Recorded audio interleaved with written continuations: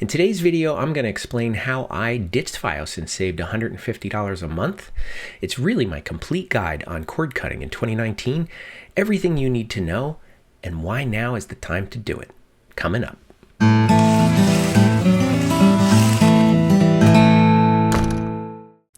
Now let's start with a brief history of television.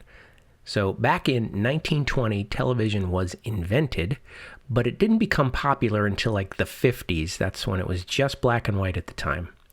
And then of course the 60s brought color, and the 70s and 80s were the rise of the evil cable empire. But they brought with it a whole bunch of new content that we couldn't get over the air. Skip ahead to 2000, digital television became a thing, and high definition was the new catchphrase. Netflix was also in business back then, delivering DVDs in the mail. Then in 2007, Netflix invented streaming video over the internet. In addition, YouTube came up with a partner program, so they actually shared revenue with the people who created content for their platform. And then of course in 2015, I made my little mark on that content. 2017 was a pivotal year because that was the year that the number of Netflix subscribers exceeded the number of cable subscribers. As network speeds got faster and compression algorithms got better, we could start to stream high-definition digital content over the internet. And you can also see from this diagram that in 2012 was kind of the peak of cable subscribers, and they've been declining ever since. And this chart shows you a prediction of the number of US cord cutters from 2017 on to 2022. So if you haven't thought about cutting the cord with your cable provider, now is the time. Now let's not forget, the whole reason for doing this is to save money. If you go through this process and do this analysis and you don't come up with a solution that actually saves you money and enough money to make it worth it, then don't do it. Speaking of money, let me start with my cable bill. My subscription with FiOS was $239.16 a month. Now, you can see where that comes from. That's broken up in three parts. The first is actually the services, and that was a triple play bundle. I had FiOS 50 megabit internet. I had Extreme HD, which probably was about 400 channels, of which I probably watched about 15. It did include Showtime at no extra charge. It originally included HBO, but they dropped HBO and never gave me any kind of a credit. So that was kind of the first thing that ticked me off.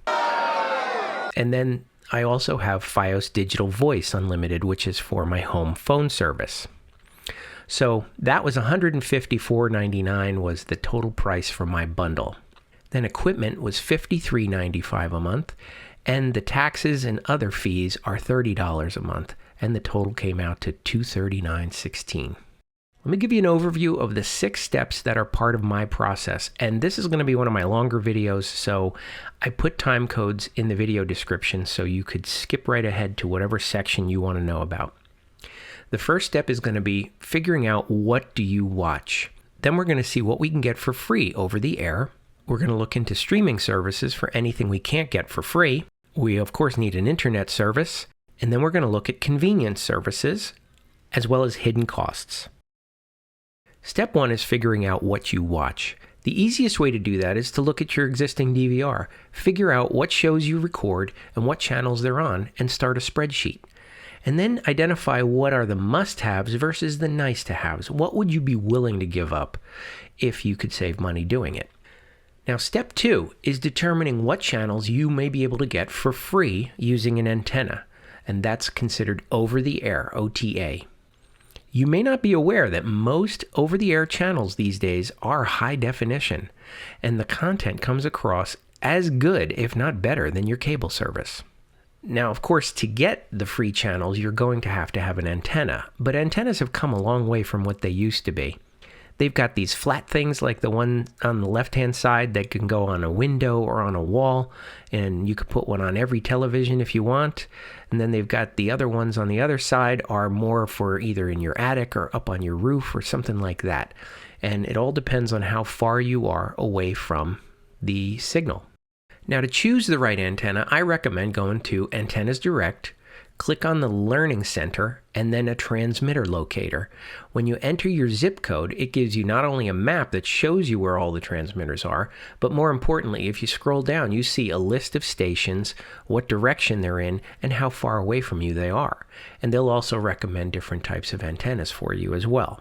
Most televisions these days have tuners built into them, so you can connect that antenna directly to the back of your TV. And that's fine if you only have one TV in the house. But if you have more than one, I really recommend that you try and stream your antenna. What does that mean? Well, this little gizmo is called an HD home run. And this one is called Quattro. They have different models. Quattro means it has 4 tuners. Now this is really simple. It's got a place where your antenna plugs into.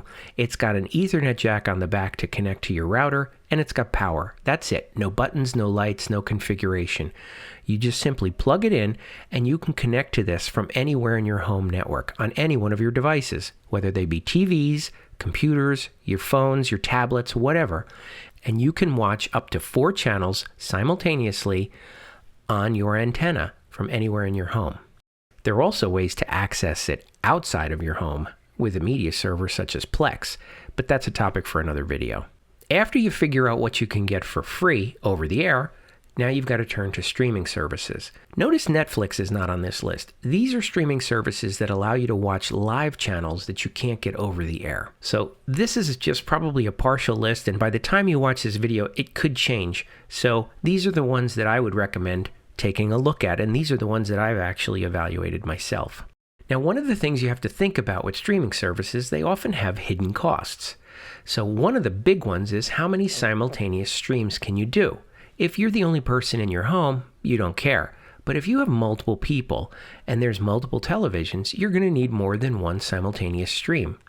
The other thing to ask is it possible to record it on a DVR? Does it have a DVR service? Can you pause live TV and watch it in another room? Can you skip commercials? And are you limited to a specific location, such as are you able to travel out of the country and still access your streaming services? These are things you might want to know. Now, the price point for pretty much all these streaming services starts at right around $40 a month. I mean, there are some that are cheaper, but you can see you don't get as much with those. And then there are some that are more expensive and they provide even more functionality. So you really just got to check it out for yourself and what's most important to you. All of this is based on an internet connection. So you really need a good internet connection that you're probably going to spend $50 to $60 a month for a standalone internet connection. And when I say a la carte there, I mean not as part of a double play or triple play. Now, of course, equipment, taxes, and fees are going to be on top of that, but the basic service you could expect to spend $50 to $60 a month. Now, the next question everybody asks is, well, how much bandwidth do you really need? Well, my rule of thumb is 20 megabits per second per user minimum.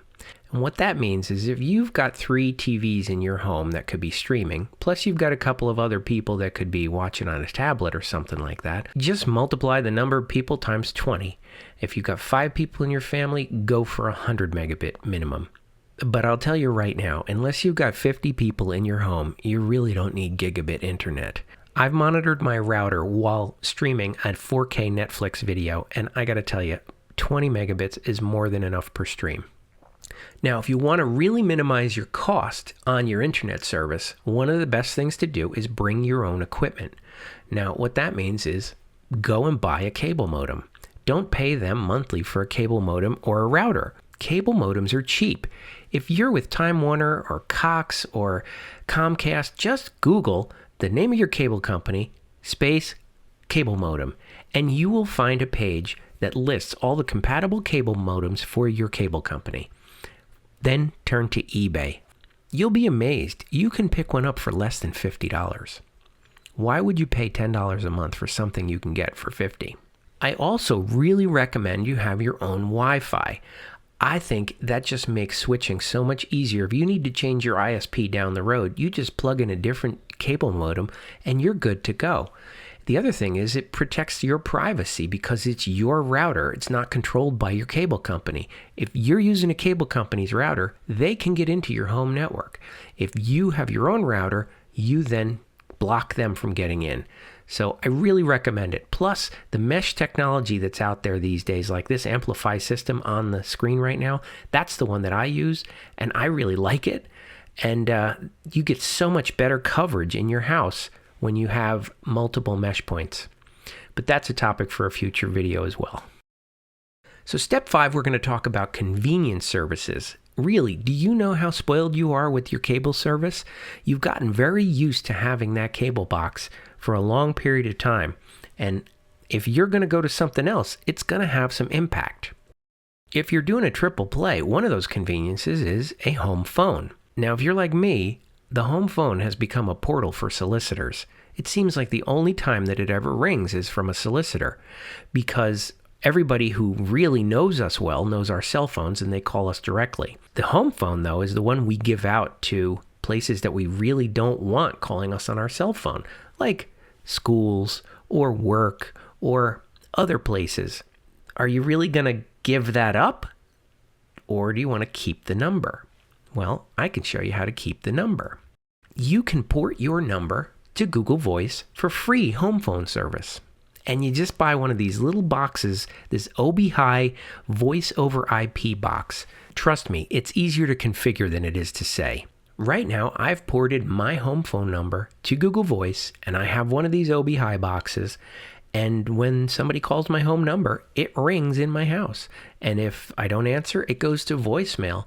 And I get an email with a transcript of exactly what the voicemail says. It's really pretty convenient. And they also block spam calls. One of the other things you really have to think about is the convenience of the digital video recorder that you probably have in your home right now. When you're evaluating streaming services, you've got to consider that flexibility of being able to record your programs so that you can watch them at your convenience. Do you really want to go back to having to be home at a specific time to see your favorite show? I don't think so. One of the last conveniences, which you may or may not have with your cable company, is remote and offline viewing. Remote viewing is when you're on your daily commute and you throw in your earbuds and you want to watch your late night TV that you recorded the night before.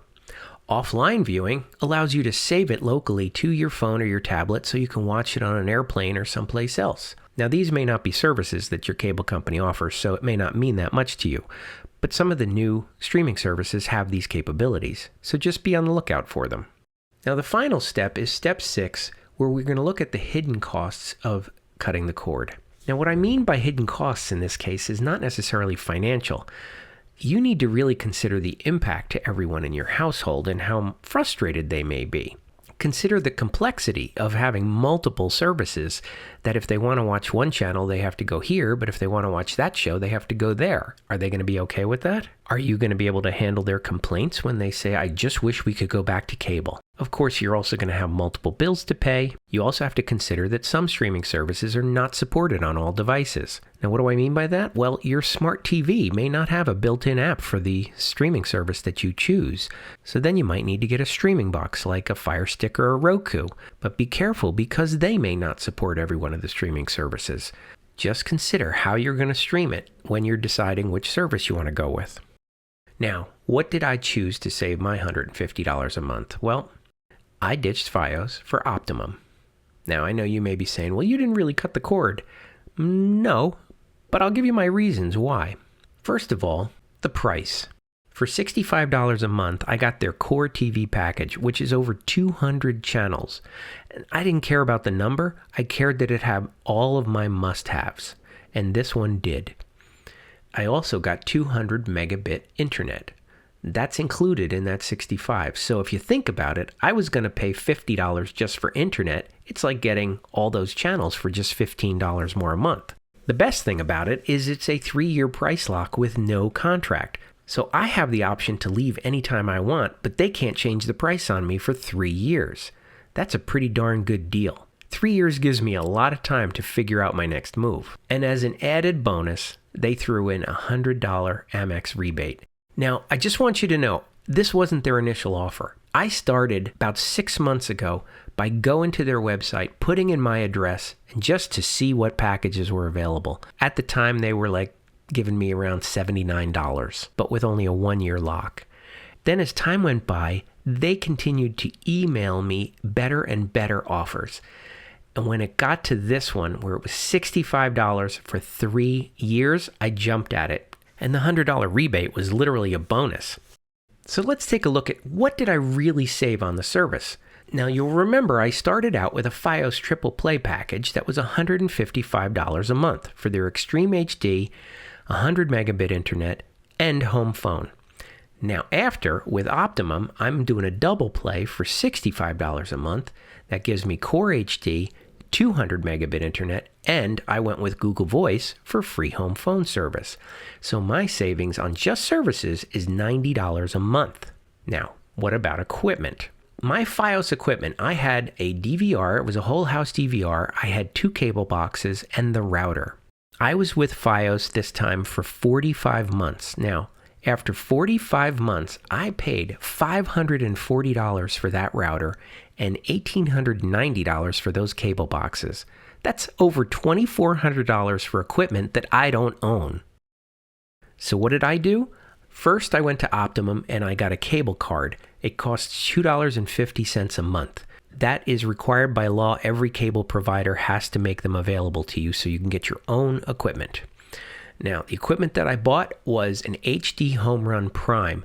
It's just like the HD Home Run Quattro that I talked about earlier, but this one takes the cable card and it can decrypt the channels that come over your cable service.